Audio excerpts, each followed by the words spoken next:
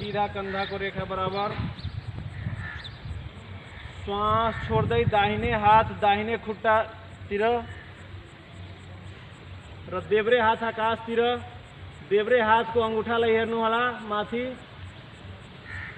अगाडि पछाडि बेन्ड हुनु भएन, घुँडा सिधा होस्। श्वास लिँदै सिधा, श्वास छोड्दै साइड बेन्ड। अभ्यासलाई 6 पटक दोहोऱ्याउँछौँ हामी।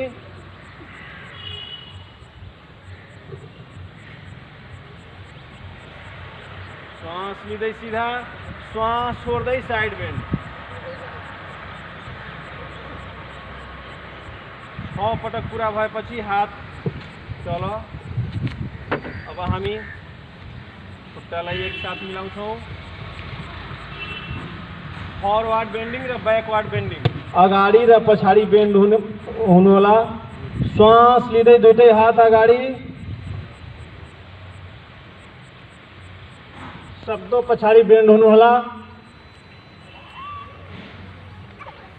श्वास छोड्दै हातलाई खुट्टाको पछाडि ल्याउँदै टाउकोलाई घुँडामा लगाउने कोसिस गर्नु होला।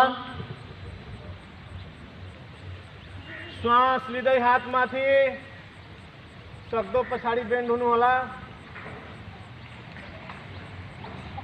श्वास छोड्दै टाउको घुँडामा लगाउने कोसिस गर्नु होला। हात पछाडि। अभ्यासलाई 6 पटक दोहोऱ्याउनु होला। श्वास छोड्दै टाउको घुँडामा लगाउन कोसिस गर्ने। श्वास लिँदै हात माथि उठाउँदै सक्दो पछाडि बेन्ड हुनु होला।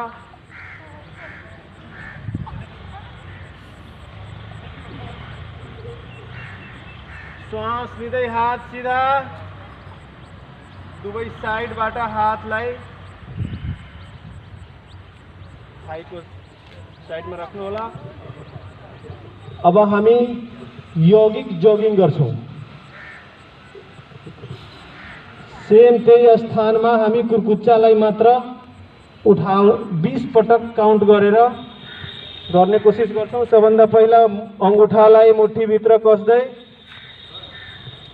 मात्र हिल्सलाई कुर्कुच्चालाई 20 पटक स्वस्थानमा जोगिङ गर्ने। दुईटै हात छातीमा 20 पटक पूरा भएपछि यो हिल्सलाई बटकमा टच हुने गरी अलि फास्ट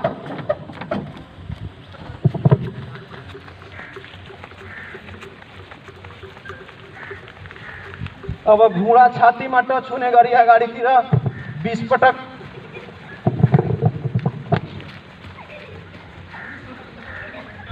अब साइड, दुवै साइडमा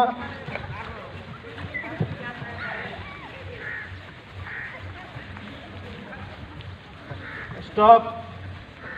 दुईटै हातलाई घुँडामा राखेर मुखले श्वास छोड्ने र नाकले लिने।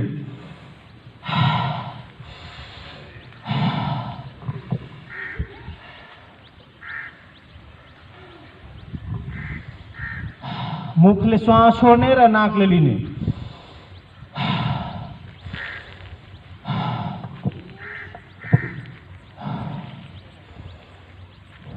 5-7 पटकमा श्वासको गति सामान्य भएपछि सीधा हुन्छौँ हामी र टाउकोलाई पछाडितिर ढल्काउँछौँ। मुख बन्द गरेर नाकले लामो गहिरो श्वास लिएर छोड्ने।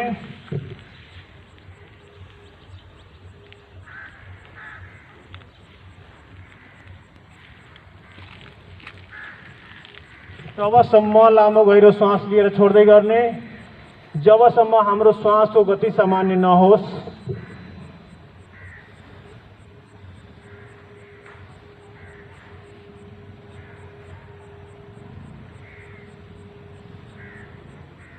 स्ट्यान्डिङ पोजिसनको रिल्याक्सेसन टेक्निक हो यो।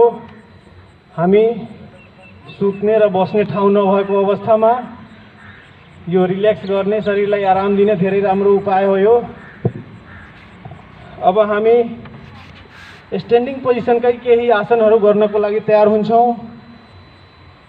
सबभन्दा पहिला दुईटै खुट्टालाई मिलाउनु होला। दुईटै हातको एक औँलालाई एकअर्कामा इन्टरलक गर्दै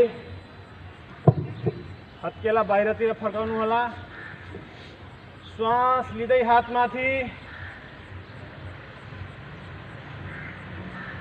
सिधा माथि तान्नु, हातलाई अझै माथि तान्नु होला।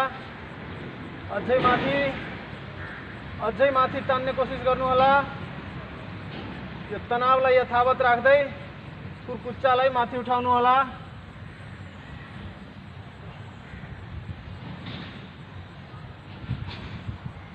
ताडासन भनिन्छ यो अभ्यासलाई। शरीरलाई स्ट्रेन्थ दिने काम गर्छ र फोक्सोलाई पनि यो धेरै फाइदा पुर्याउँछ। कोरोनासँग रोग प्रतिरोधक क्षमता बढाउनको लागि यो धेरै उत्तम अभ्यास हो। फोक्सोलाई पूर्ण रूपमा यसले फाइदा पुर्याएको हुन्छ। लामो गहिरो श्वास लिँदै छोड्दै गर्नुहोला। मुटुलाई पनि धेरै लाभ पुर्याउँछ यो अभ्यासले।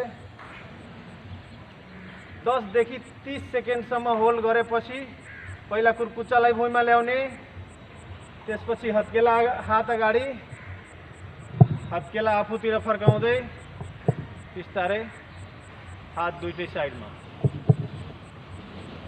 यो अभ्यासलाई हामी 3-4 पटकसम्म दोहोऱ्याउँछौँ, तर समय अभावले गर्दाखेरि हामी अरू अभ्यासतिर जान्छौँ। अहिले हामी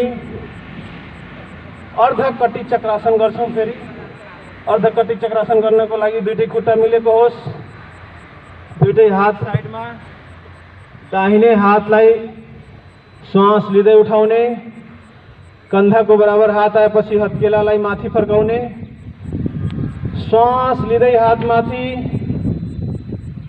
कन्धालाई कानले छोएपछि हातलाई अझै माथि तान्ने, पुल अप, अझै माथि तान्ने।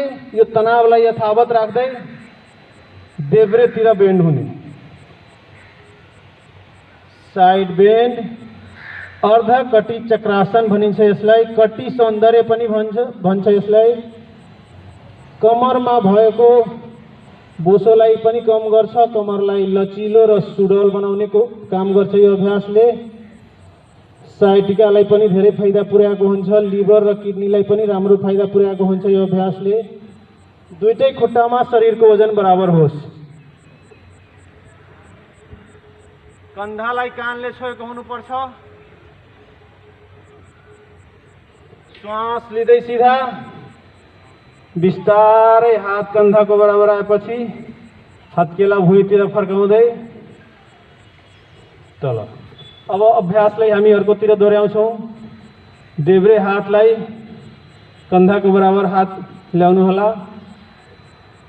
हत्केला आकाशतिर फर्काउँदै श्वास लिँदै हात माथि। शरीर मोडिनु भएन, शरीर सिधा होस्। मात्र हातलाई माथि ल्याउने, कन्धालाई कानले छोएपछि हात माथि तान्ने, अझै माथि तान्ने, अझै माथि तान्ने। यो तनावलाई यथावत राख्दै दाहिनेतिर बेन्ड हुनुहोला। श्वास सामान्य रूपले लिँदै छोड्दै गर्नुहोला र दुईटै खुट्टामा शरीरको वजन बराबर होस्। हसिलो अनुहार होस्।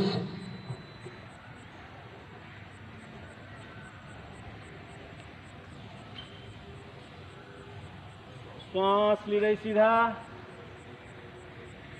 श्वास छोड्दै हातलाई कन्धाको बराबर ल्याएपछि हत्केला तलतिर फर्काउँदै।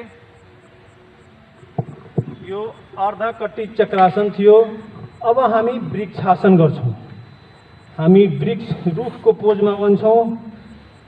दाहिने खुट्टालाई फोल्ड गरेर देब्रे थाईमा राख्छौँ। यहाँ दुईटै हातलाई साइडबाट उठाउँछौँ। कन्धाको बराबर हात आएपछि हत्केला आकाशतिर फर्काउने। श्वास लिँदै हात माथि, माथि नमस्कारको अवस्थामा गर्नुहोला। यसले हाम्रो शरीर र मन मस्तिष्क दुईटैमा काम गर्छ। एकाग्रता बढाउने, बिर्सिने बानी कम गर्ने, अनिद्रा तनावलाई दूर गर्ने काम गर्छ यो अभ्यासले। पहिला हाम्रो ऋषि मुनिहरू यो अवस्थामा तपस्या गरेको कतै कतै हामी हेर्न सक्छौँ बुकमा।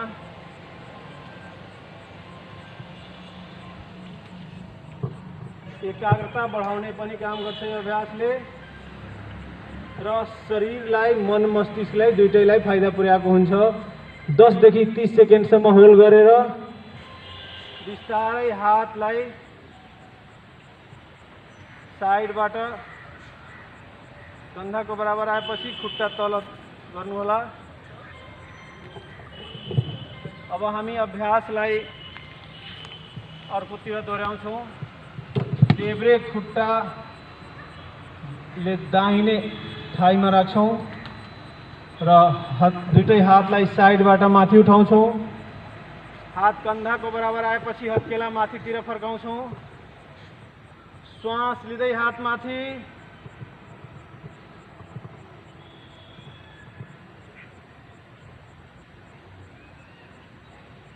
दस देखि 30 सेकेन्डसम्म होल्ड गर्ने।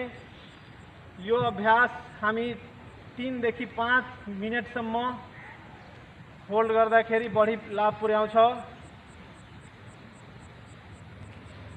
एकाग्रता बढाउने, अनिद्रा तनाव